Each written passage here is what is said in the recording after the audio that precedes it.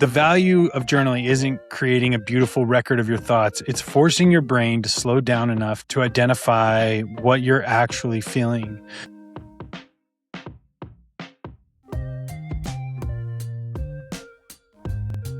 What's up, y'all? Welcome back to the Role Model Podcast. I am your host, Derek Peterson, and today I'm going to be discussing journaling. And as a man, journaling sucks, but it works.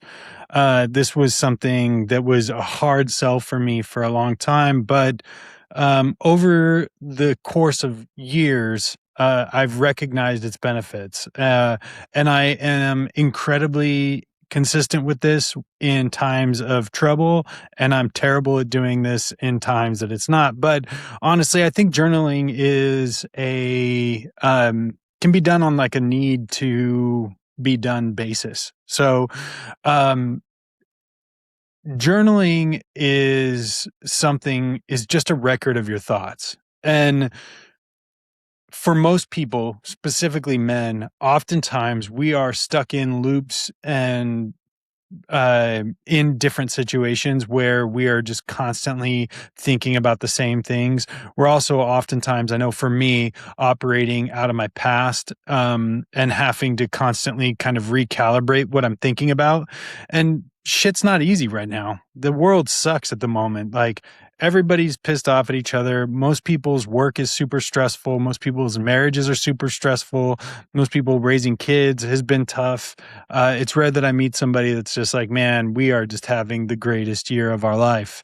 For most people, they're experiencing some level of stress. And me working in real estate, I'm dealing with it all the time. People selling houses and buying houses because they're going through divorces or major life changes and different things like that. So, and it's happening for me as well. Life is challenging, like, being married, raising 4 kids in a blended family, having 2 dogs, working a career that is 100% commission based and always difficult at times.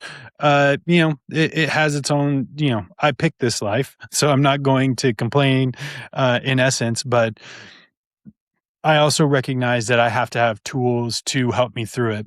So let's talk about journaling, because the value of journaling isn't creating a beautiful record of your thoughts. It's forcing your brain to slow down enough to identify what you're actually feeling. And I've noticed this over the years, that journaling is there is something that happens when you put pen to paper when it comes to just remembering things. I do not have a fantastic memory. I've always been jealous of people that do, like people that have photographic memories. Go fuck yourself, because you can remember everything that I forget 10 seconds after I read or watch it. I tend to be an experiential learner. And so the result of experiential learning for me is that writing can actually be that experience. So what helps me to remember things is not the words that I'm writing down. It's actually the process of writing them. That's what I'll actually remember, which is super interesting, because I've talked to a couple other people that are similar, and other people that when you tell them this, it's like speaking a foreign language. They're like, what? So, but everybody learns drastically different. So, like I can watch a TV show or a movie or read a book, and then, 2 months later, watch that TV show or start reading that book again, almost like I've never read it before. And it's not to say that I don't take away major concepts and understanding from these things, which I do. Like, these things hold value still. It's that I don't oftentimes remember specific details, which, can also be good, because I don't ever run out of things to watch. That's for sure. But when it comes to journaling, what we're looking for is patterns. And of course, like anything in life, journaling takes discipline. You have to be able to consistently do it, especially in times that you need it. And let's describe a time that we need it, because for most men that I talk to, including myself, and I'm only going to use myself as an example in this scenario, but knowing that I've talked to a bunch of other men that have validated this, is that when you are experiencing a shitstorm of things happening in your life, so work is really hard, kids are really hard, your marriage is difficult and potentially feels like it's falling apart. You're having issues with your siblings and you're taking care of an elderly parent or whatever the situation is. It's usually a trifecta or more of intense stresses. So understanding the root of those stresses and why they are a stress is a critical aspect of doing all of this, because if I don't understand what I'm feeling, I'm much more likely to reach for something that makes me stop feeling. And so that's the conversation we've been having about coping mechanisms. Is the goal in all of this isn't to stop feeling. The goal is to identify the feeling so we can actually solve the problem. So that we can either accept what's going on wholeheartedly and move on, having processed what could be a worst case scenario, and then hoping for the best.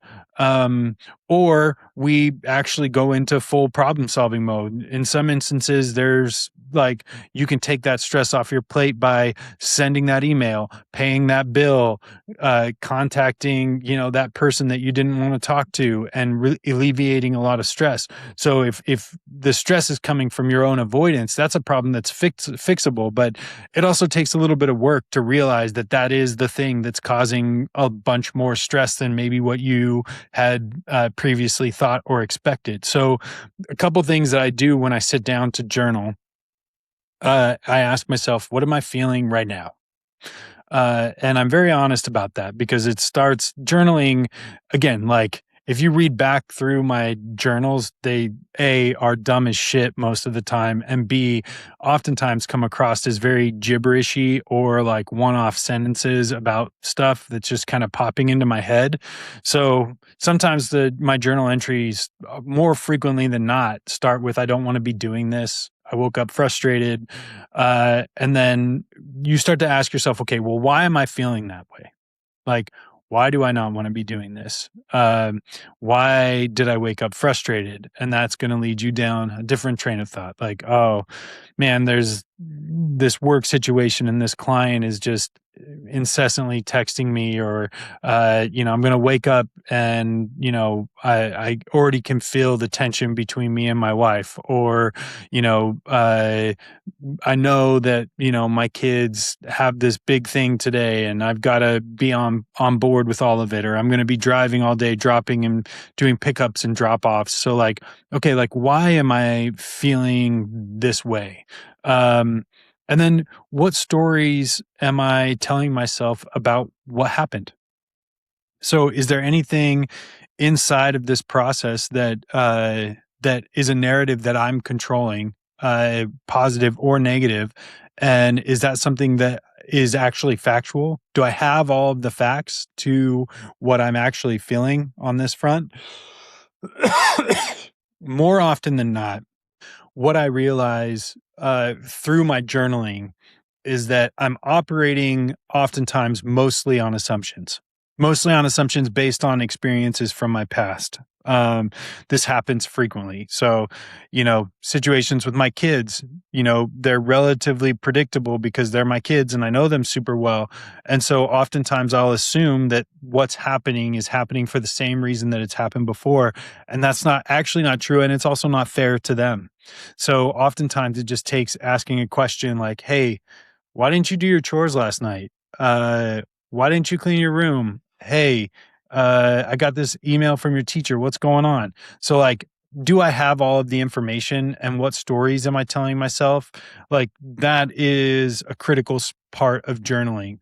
And then what part of this is actually within my control to change? So if I if change is required or some form of processing is necessary, what part of this do I think that I'm in control of? Which more often than not is data collection and my own feelings. So very rarely am I in control of the outcomes beyond that. You can you put things out into the world, you can do everything you can to help, but oftentimes other people, once the ball is in somebody else's court, there has to be an acceptance of, this is out of my court now, and stressing about it and what happens after this does very little to benefit my life. It's easy to talk about this in this setting, but journaling is one of the few ways that we can actually take stock of things that are consistently maybe living in our subconscious and causing issues within our life that we are not actually addressing. And like I said, you don't journal because you already know what you think. You journal because you're trying to figure that out. You're trying to actually understand in a moment of peace and quiet, what are the things that are actually driving these feelings of being unsettled? Like, some of us operate on a level where we just kind of constantly feel like we're going to snap or break. And a lot of that is just unprocessed, unrealized thoughts, like things that are running through our head that we're not actually taking into account, that those things are in our head and they're causing a lot of stress. Whereas if we just spend the time to write them down, acknowledge them, that is the first step in solving the problem. And sometimes it is the solution to the problem. And other times it's not. Obviously, life is super complicated. So then journaling can be a call to action and a push for that. And if that's necessary, like if you notice that when you're writing things down, the similar things are coming up constantly. I'm writing that I'm feeling the same way, I'm struggling with the same things, then we actually can start to take stock of those things. And in situations where they are completely overwhelming, we can start asking for help, or start communicating those things more honestly to the people that we love in our life, because the people that we love need our honesty and vulnerability, and they deserve the best of us. So we want those people to understand what we're thinking about and what we're going through, so that we don't take our frustration and anger and our unprocessed emotions out on them. And so journaling is one of the first steps in all of this. So if you don't do it, I absolutely recommend it.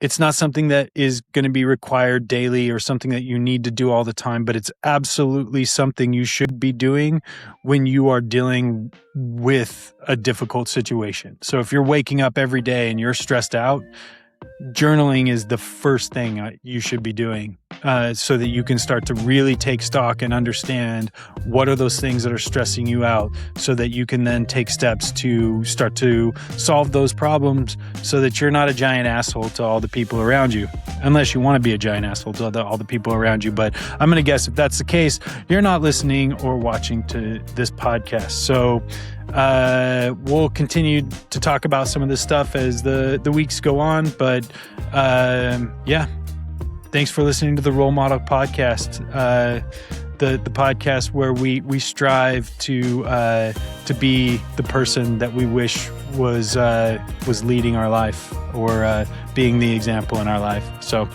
until next time.